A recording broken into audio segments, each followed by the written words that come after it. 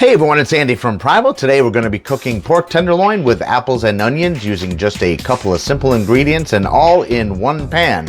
So the first thing you're going to want to do is get your oven set to 425. Take some oil, put it in a cast iron pan and start getting that warmed up, and then slice up your apples and your onions. Once you get your apples and onions sliced up, you're going to salt your tenderloin on both sides. Make sure you get a nice coating of salt on both sides.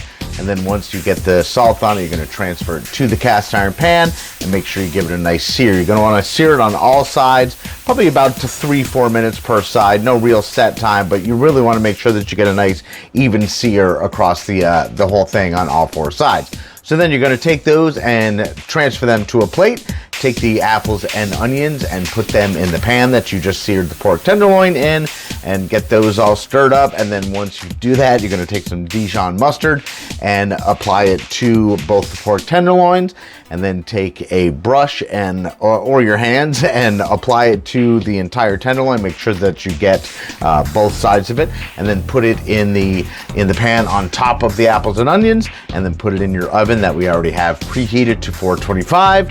When they're done, take the pork tenderloins out, put them on a plate and cover them with foil and let them rest. While those rest, you're going to take some of Primal's thyme and put it in the apples and onions, and then you're also going to take a cup of chicken stock and add it to your apples and onions as well.